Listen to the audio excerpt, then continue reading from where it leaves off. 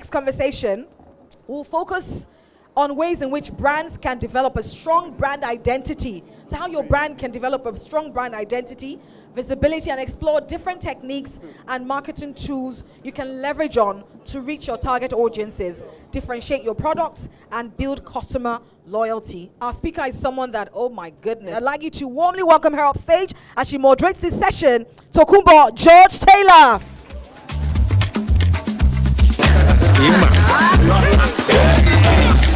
Now you know. Now you know. If you know, you know. You think you call us in town. Now you know. Now you know. Never get fooled. Forget what they're not them. Yes. How much is money? It's nothing. Balling. Premium or nothing. Now you know. Now you know. Now you know. Now you know. Never get fooled. Forget what they're not them.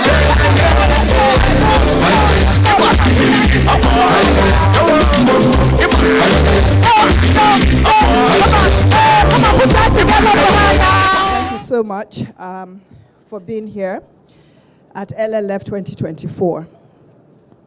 It's a great honor. I had to play that song. Now you know. I'm going to be sitting next to a model. So you know that I was sitting next to a model. It'll be my first time, so I'm honored. Thank you so much for LLF. Can we give a Nigerian round of applause, standing ovation for the one and only Waridi Wardah? Thank you so much for joining us.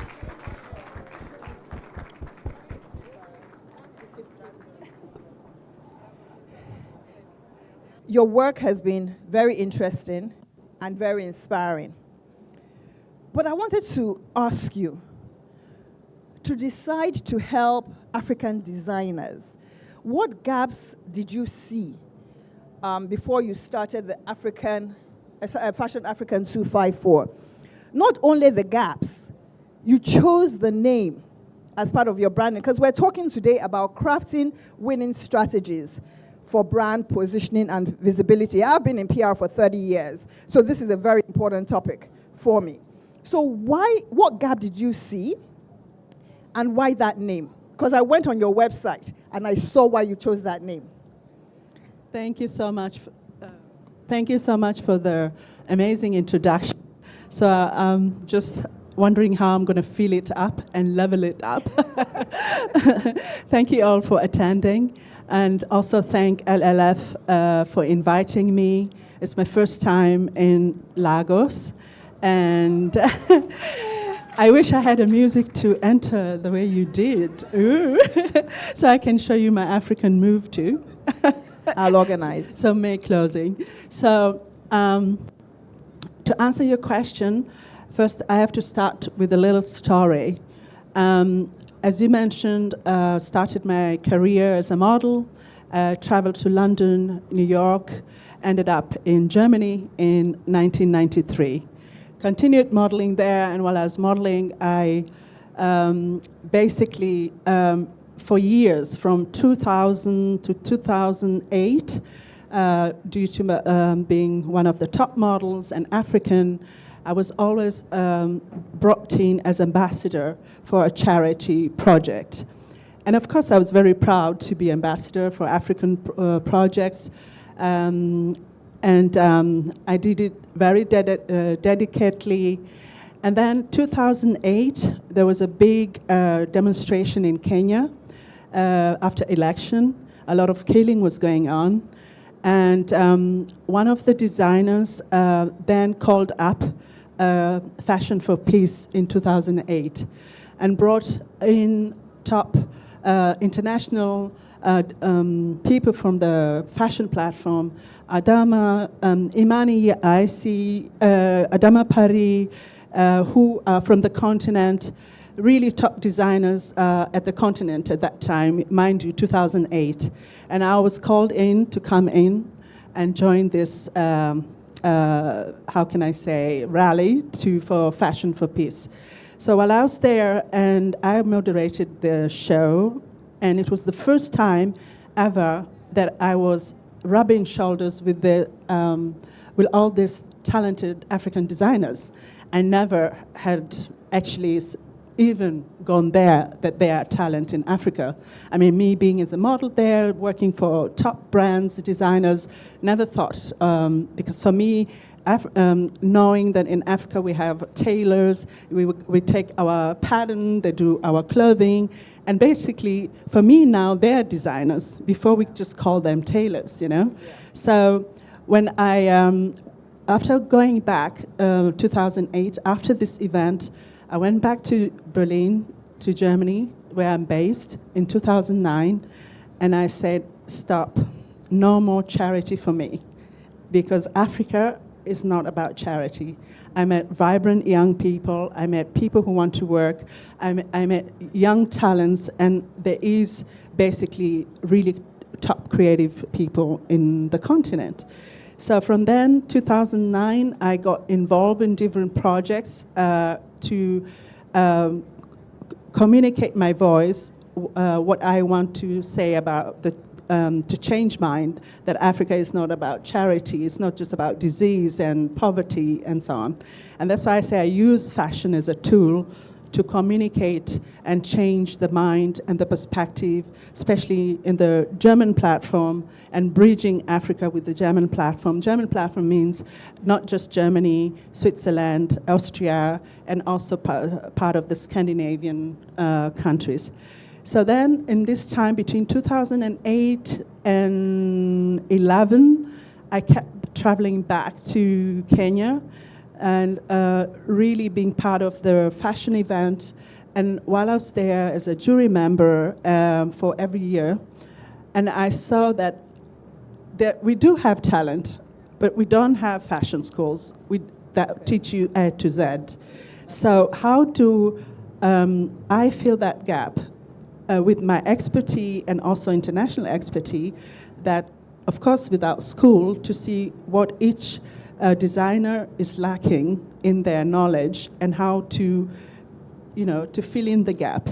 And that's how I came up with FA 254 and founded the company. And I came up with Fashion Africa 254. At first I thought, Africa fashion, that's too common. And that's coming to the branding topic. Yeah. So then I was just like, first of all, thinking of my story, of my idea, why I want to do it. And then I thought, mind you, when you're in Europe, and if you say you're from Kenya or from Nigeria, they tell you, you're from Africa. And you're thinking, hey, Africa is 54 countries. Yeah. So that's how I came with 2 is +2 to call the continent, because whenever you call, you have to do +2, 4, +2, 3, 3, whatever, and 54 for the countries in the continent. So that's how I came to the name. And so I just said, call me, and I show you the 54 countries, what is going on there. Amazing. I mean, when I read that on her site, that's branding. It starts with people even just asking you, where is the 254? But you started your modeling career in Germany, right? No, I started in London. In London. So let me just step back, because this is bringing me somewhere. That must have been a couple of years ago, when our color of the skin was, they liked us, but we don't normally get the best. So how did you cope with that in London? Because I can remember when I started my career in England in 1996, to get a PR job was tough, because you have to be blue-eyed, blonde hair, before they even accept you for an interview. So how did you deal with that? So, I mean, actually, this is the journey we're starting, and also from where I am now. And I use that concept to basically describe, or to come to the point you're saying. Because when I went to London as a model, mind you, I ran away. I was not what they call scouted. So I had this vision. Sorry, scouted is when they're looking for models, you send your lookbook, and the modeling company will start looking for you. I actually also scouted, like Naomi Campbell was walking on the street, and a scout saw she has something, stopped her and said, do you want to be a model? And I wasn't like that. Many models are being scouted like that. And so when I ran to London with my dream to be a model, but it was never a dream to be a model in the beauty, in the sense, which is coming to where I am now, because it was more a protest to rebel. I grew up as a Muslim girl, and so when I came to London, and the first thing I did, I knew in me I have it, but I had to. This is what we call your uniqueness. I say 75% is your uniqueness, is your USP or your DNA, absolutely. And the 20% is being professional, absolutely. And 25% is being professional, and 5% is luck. So when I went to London, I went to a modeling grooming school for 2 weeks only, and you learn to do makeup and hair and posing and all that, and you get also photography, you get some pictures, and then I went to the agencies. And in this time, mind you, there's no mobile phone, you had to go to put in the box, coins and go. So, and I didn't want to waste all the money I have saved to go, so I just went, I got the addresses of the agency. I went to the agency, and I said, I want to have an appointment, and that because I want to be a model. So the first, as I mentioned, luck. The first agency, they said, okay, but you have to go and see this photographer for a photo shoot. And I was like, okay. When I went in one day, I went through 3 agencies in London. Mind you, that is, I don't know, 35 years ago. So I went to the second, the same thing. When they tell you to go for a photo shoot, means they like you, but they're not sure. They want the photographer they know to look at you and tell them, oh, she has it. Because the photograph I had was not enough with the top photographers they work with. So I said, okay, I went to the third agency, and when I went to them, the guy called his partner, Mark, come here. And I thought, so Mark came, can you walk again? And I did my walk, and they both looked at each other, and the next thing they sent me to sit down and sign the contract. Wow. And that's how I started my career. Wonderful. So determination is also there, because you didn't give up. So it brings me back to our topic. Brand positioning and visibility. And I think, we're trying to speak to an audience today that need to get their branding right and need to get their visibility right. And I come from that background. But what comes first, branding or visibility? What should you focus on first to level up, branding or visibility? I think branding is first, because first of all, most of the young designers, it's not just about your talent. First you have to think, why are you doing it? Who are you? What story do you want to tell? Why should you be another designer? And designing is not just of fashion or being in this industry. It's not just being a designer. There's so many categories. And while you're trying to first analyze yourself, who you are, through this process, then you will understand where your DNA is. And from your DNA, tell me if I'm wrong, is when you come up also with a name, and you come up also with your logo. And most of going back to the Gap, the designers, why I came also with F854, they had a different name, they have a different story, they had different email address, they just were everywhere. And this was going back to branding. I said, if you're not clear who you are, so why should anyone even look at you or even want to buy your product? So it's really, really very important for us to analyze it, and even to understand where you go, whom do you want to sell to, and why do you want to do it? The most important thing is why, I think. I think that's apt, but there's something else I just want you to maybe let the audience know in terms of branding. When we go out there, I work for an agency focused mostly on corporate PR. I get briefs from other people, but I need you to talk about when they're developing their brand, there's one key thing. Because, and I see this as Nigerians, we want to market to everybody, but guess what? Only market to the 80%. You're not going to market. So how do they segregate and recognize their target audience? Because it could be for a young brand, it could be a premium brand, it could be an everyday brand, it could be for the millennials, it can be. So in branding, you really need to think about who your audience is all about. Totally, I agree with that. I mean, this is back, for example, when you're starting, like today, I've been looking around to at all the exhibitors. I mean, they have the material, they have the talent, they have the craftsmanship, but there is no one that is working with their DNA. And I think the first thing is to understand your DNA. And with that DNA, then you can come to the second stage, like you're saying. Who is your target group when you're making this?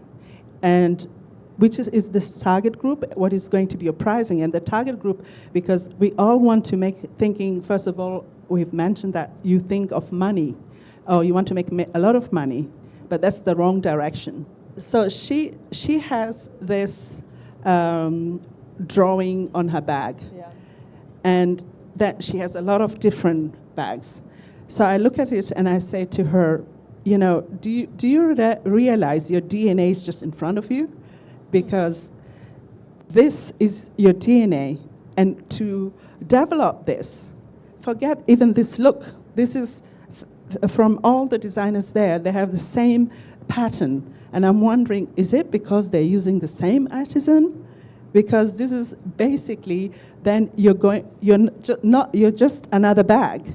You're not making a difference to who your target group is. So you can use the leather, the same leather, but you can do design in a different way to target your group. It can be even in a much simpler design, but Absolutely. Still with the same drawing stitched on it, and gives you a difference that you're different, and you're not just another bag.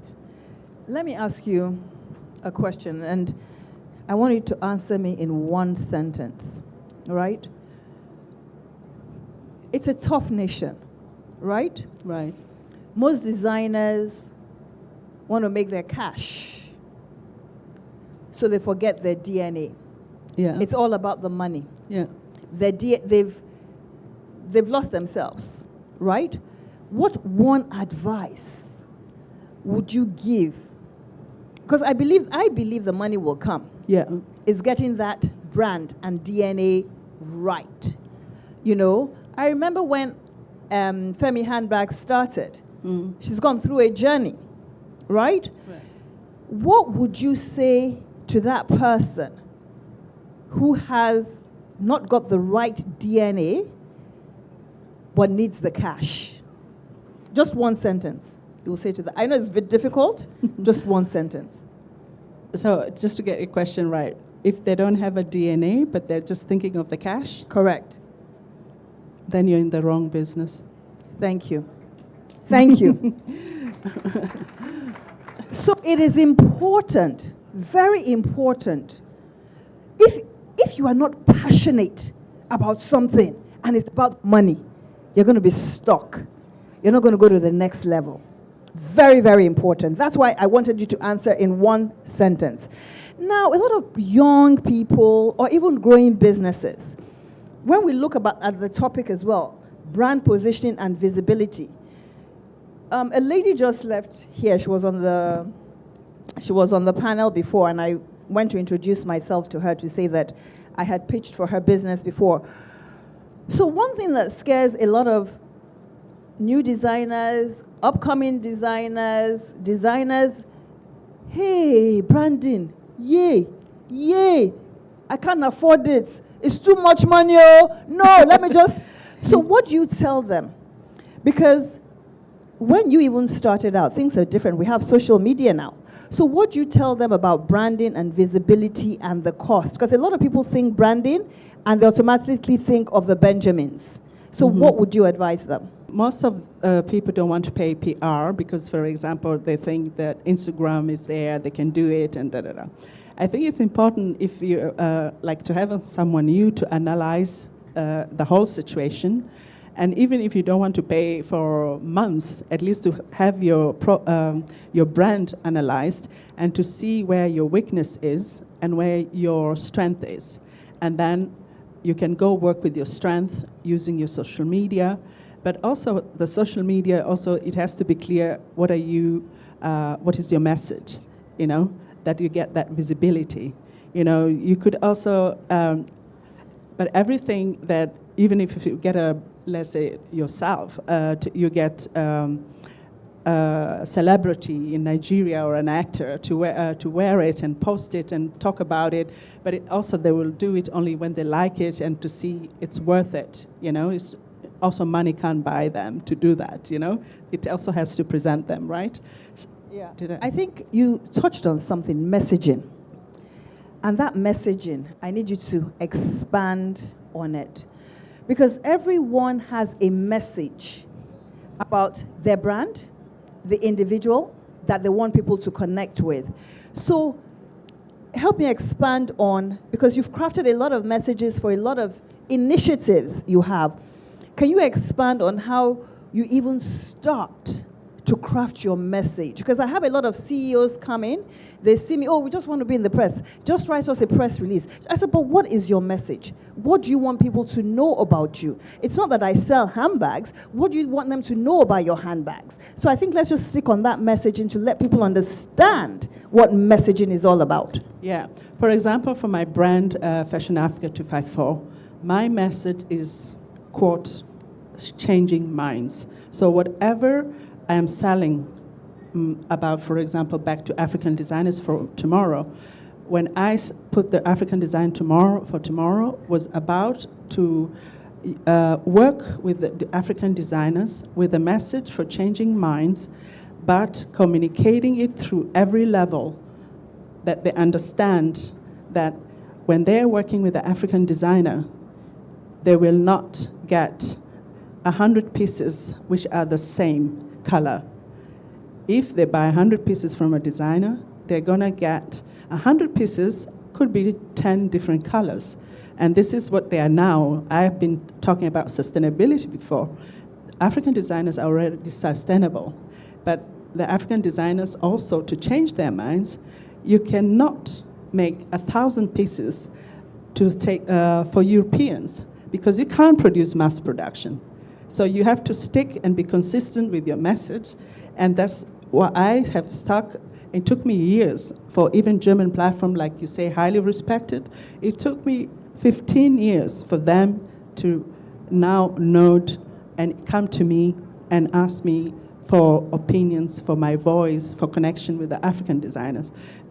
And I stuck and I was consistent about my message to change their mind, no matter how, with putting the story always in a different way, but the message was still there for changing mind. I think your messaging in changing minds is spot on. So I really want you to reflect. What is your brand? What is your brand going to be about? I'm going to ask you another question. I'm a very controversial person, so permit me. Okay. I don't think we're bold enough in Africa. We underestimate our creativity.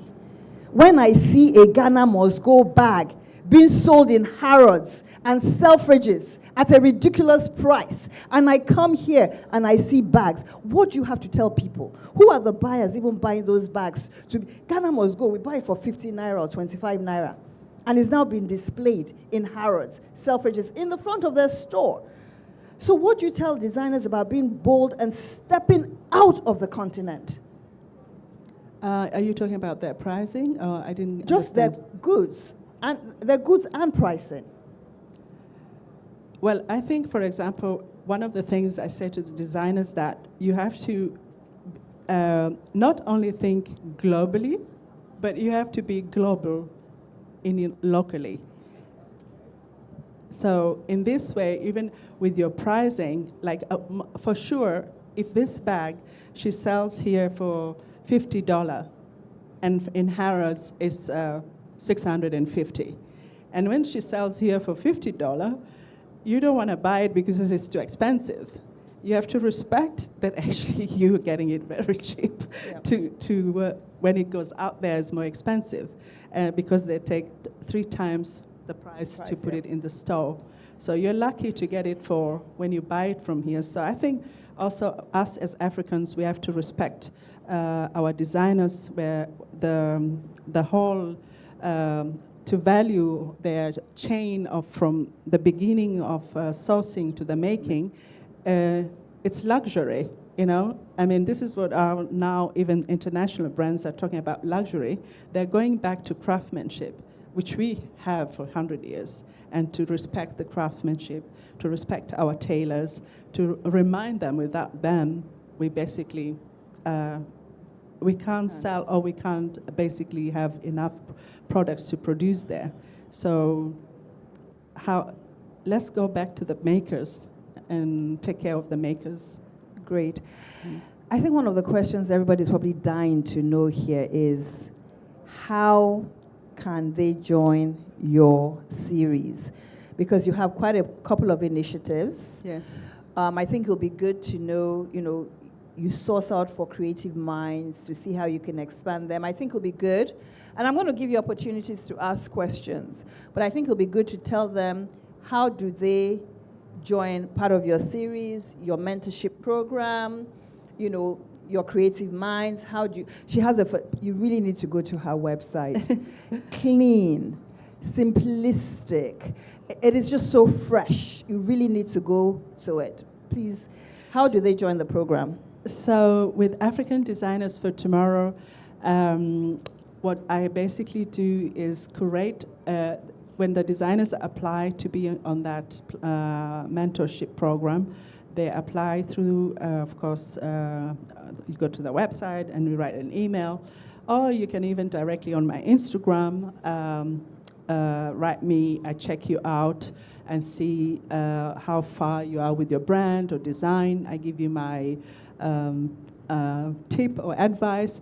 And at the moment, for example, I try to make the designers not go out too much, like to come to me, because we want to grow our own chain. So for example, in Nigeria, there are a lot of other, let's say like me, who are doing what I'm doing. Before I was thinking I was the only one, but actually since pandemic, a lot of, I must say, African designers or brands or let's say the fashion platform have become very confident about themselves.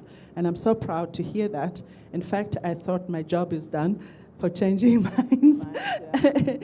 So I will definitely give you contacts of people who I know who are doing the same thing. I think first, for me, the African Design Tomorrow is basically to, it's mentoring you for 1 year. It depends how far you are. And then through that mentorship, that you understand all the levels from A to Z of the fashion industry. And then once I see that you're ready and qualified and you followed all the, let's say, the A to Z from my side, not on the fashion side, what I see, how it, depending with the brand. And then from there, I give you the visibility. Let's say I put you to another level, connect you to the right person, to the right retailer, or to the right media, or put something together that is like, let's even to send to you for PR, to get PR done here, because I think, in fact, to have a PR in your own country is much more important. You have the Instagram, then everybody will get in touch with you. This is why I say if you're internationally, locally, and now you have Instagram, you have all this digital social media that, you know, people just find you themselves. They don't need me like the way they used to do 7 years ago, you know. So the people that can contact you, what stage in their career are you doing from beginning to mid to advanced, so that, you know, there are a lot of people here that are in different stages. Is it everyone or just at the beginning? No, basically, if I see a designer that is actually already advanced, already has the brand is there, is maybe there's just a marketing part missing, so then that's the part I'll go. If it's the visibility part, then I'll go to that. If it's the designing part, and even to understand your DNA, which is really the core of your business or of your brand, then we go there. So it's just about curating and analyzing where that brand or that designer is, you know. So you're looking at the whole value chain? Yes. From branding, visibility, marketing, regardless of whether you're advanced. So I would suggest that you should please connect with her, because we might be the next Waridi here. It's very important. Before I take questions from the floor, yes, I would like you to talk to us about one case study of someone that has come to you and what you've done, the impact you have made, and where the person is at now. So going back to African Designers for Tomorrow, as we mentioned, I have 10 designers, and from this 10 designers, it was in 2014, and the project was supported by eBay Fashion. And as I mentioned before about how to put the story to market both sides, the eBay Fashion and the designer to communicate the change of mind. And from these 10 designers, 3 designers were the winners, which were jury members from Top, Vogue, and other fashion media decided who the 3 winners are. And from these 3 winners, there's Doreen Mashika. She is in Zanzibar. She's one of the top continent designers, and successfully through this mentorship, she basically, she was talented as a designer, but lacked a lot of other things. So she's now one of the well-known designers. Her business is booming. She's going to Portugal Fashion Week, to Paris Fashion Week. And then the other designer, the second designer, also from Kenya, and they're doing jewelry, which is really amazing, called Jaimini. So from that, what I can say is just it's amazing from what they took from this mentorship, that they changed their whole even design and brand 360 degrees.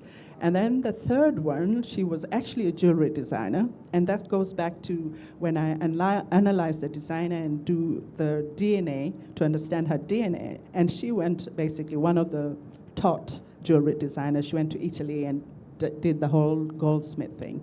She said, Waridi, while I was doing her DNA thing, do you know, my wish is to basically be a textile designer. Wow. Then I told her, you know what? Then you have a challenge. You're going to make a home collection. Through the home collection, then we see what you can do. So through that home challenge of doing, finding ways of how to put the textile for home collection, well, today she has her own factory, textile, wow, in Kenya, wow, and doing textile. Vivienne Westwood, Stella McCartney are buying her textile, wow, because they support a lot about sustainability. So these are... We're with the right lady in the right room in Nigeria that is going to blow, as we say in Nigeria. She's going to blow us. We're going to blow. So I'm going to take... I have a timer here. So I'm going to take 4 questions. My name is Alagbe Akimat. I'm a shoemaker. I have a brand. What's the name of your brand? Kim's Feet. This is where you do your PR. I'm Yeah. this. This is the name of my. Speak it. Just say it so that that name will remind people will remember your name. Yeah, the name of my brand is Kim's Fit. I'm a shoemaker. Like I said, nice to meet both You're a of you. shoe designer, not a shoemaker. Okay, I'm a shoe The way you designer. promote everybody. yourself is very important. All right. Shoemaker is still there. You're a shoe designer. You have other people make your designs. All right, that's messaging. Yeah, I'm a Yeah. shoe designer, everyone. So my question is, how do you think someone can discover his or her DNA when it comes to branding? That's my question. How do you get someone to discover their DNA when it comes to branding? So the messaging, I guess. Yeah. Well, for example, I looked at the fair at some of the shoe designers, right? And for example, you say you're a shoemaker, maybe you come from there first, but when you come when you're doing your shoes or designing the shoes, and you're going to do the classic shoes, what everybody's doing, in the meantime, that's when it comes to the gap and to who you're going to sell. Maybe you look what is actually somebody is just wearing next to you and is looking terrible, and you think, wow, if I could just do this simple and I can sell this, that everybody who's walking in flip-flops can wear it. And then you will find your DNA through what's missing, and you will find it by then what material you want to use, what texture, and how that goes back to also who do you want to sell. And going back to what I was saying, that I saw some of the shoe brands out there, they were just everywhere. The DNA, like I said, is just there in front of them, but they don't see it. So I don't mind, like I'm here for 2 days, I've pointed to some of them. I've said, like this woman with this bag, your DNA is just in front of you. Before somebody takes it, you better own it. Right on it. Yeah. To my experience in this artisan association, I have a lot of people that they need to discover themselves. And we have been running a lot of training and everything. Yeah. Now, my question is, we have a lot of people that they're good in crafting. And the entrepreneurship aspect, they are far, far back behind. And we try to, be introduced the entrepreneurship aspect. But the thing is not cashing. Now, my question is, how can we be in the help of those people? Thank you. You understand? So basically, they're good craftsmen. They're good designers. They do everything extremely well. But in terms of getting their brand, visibility, the entrepreneurship part to be able to sell and move themselves to the next level, they don't see it. They just see themselves more as craftsmen, right? And it's how do you develop your business from being a craftsman to now taking it up and getting the value that you want from your craftsmanship. So if I understood right, there's an association, Yes, right? it's an association. So you could build a platform with that association by taking the craftsmanship or the products from each craftsman and build up the social media website and to sell it online. And I don't know if you're based here in Lagos. What I think also is with collaboration, just go to one of their, even to Femi, to Abo, who have shops, and to ask for collaboration to sell your product. And Absolutely. they can put it there as artisans made in Nigeria. And of course, they have to curate it. Important is also to see it's fitting into their shop. So just go out there, dare knock on Alara and whoever, to be part of your association and support the artisans, I mean, this is how to make each of us flourish, I think that's a very good point. And also, Adire comes from Ogun State, Abeokuta. Have you seen what they've done for Adire right now in Nigeria? So your association needs to start like a mini LLF in Ogun State for all the craftsmen to come there, no matter what they're doing, to show what they're doing, and then get to the next level. Because if they don't see what you're doing, it's going to be hidden. My name is Hawa Kashim Audu. I'm the creative director of Natural Leather Paradise, and I came all the way from Abuja for this. Ooh, thank you. Okay, so I'm at a point where I need some reorientation and motivation all over again. So yes, we're talking about DNA, and perhaps you started and then there was a point where you were so passionate, you had so much ideas, and then maybe you probably had to pause for a bit. Life happens, and then there's something that keeps driving you back, like, hey, I left something I really liked a lot there, and then you're coming back to it. How do you reconnect to that DNA, reconnect to that passion, to that this thing, and then rebuild the visibility and branding all over again? Thank you. So you're a designer of bag? Or, No. I do leather footwears, leather designs, footwears. So this is what I was saying, like, you know, as the area is so big, when you're so passionate in that area, it's not just about making it. Maybe you go and be a manager in a production company that is making shoes. Maybe you have really the eye to see what is right, what is wrong.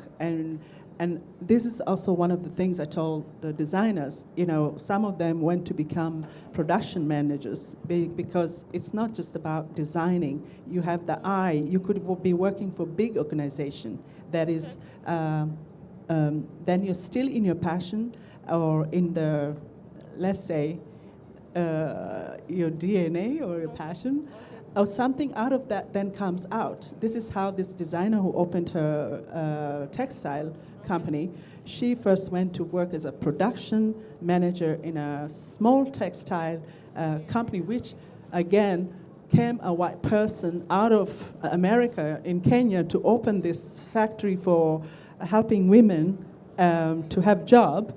And she was like, oh, Waridi, you know, I don't know what to do with this. They approached me. I said, go be a manager. Not just a designer will earn money. Every part of this industry needs you. And she did that, and from there she learned a lot, and then she opened her own factory. Okay.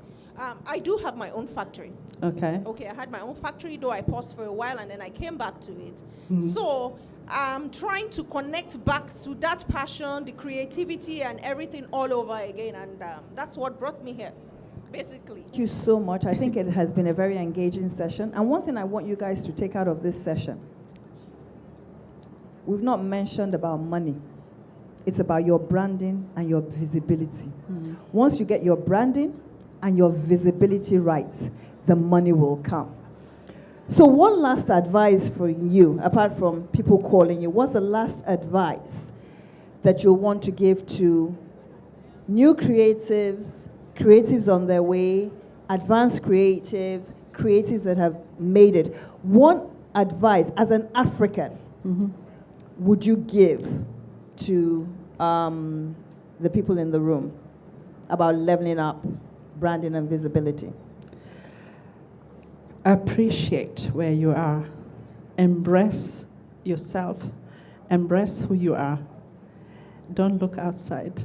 Look within you, around you. That's all I can say. Now, I started with music, and I have a special song because I'm going to dance with Waridi before she goes out of this thing. She's just going to show me our African dance. Before we dance, can we say thank you with we have a gift box that you can please present to Waridi on her behalf. Okay. Thank you. On behalf of Lagos Leather Fair, we're truly honored that you can be with us in Nigeria today, because you've had to travel here. It's been very interesting meeting you. Thank you. And I think we've had a lot to learn from today. She's spoken from her heart. She's spoken from real life experiences. She's given you real life experiences, and I think, call Waridi. Thank and you on so behalf of Lagos Leather Fair 2024, I'd like to present this to you, our fantastic moderator. Please put your hands together for them, to Tokunboh George-Taylor, for navigating this conversation in the most phenomenal way. Thank you so much. Before we start the dance game, I'm sure Mrs. Olaibi will also come join us to dance. Yes, she doesn't, she'll dance today. She'll dance. Yeah, show her. Let's show her. Here you go, Mrs. George-Taylor. Thank you. All right, go on. Hey, go. Okay. Okay, Waridi, let's see your moves.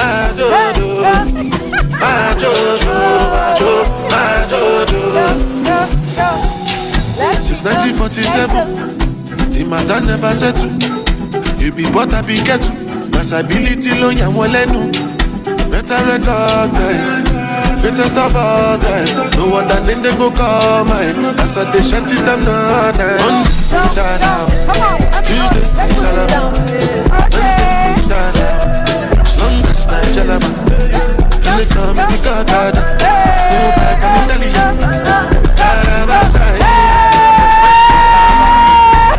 Have you ever seen a nigga like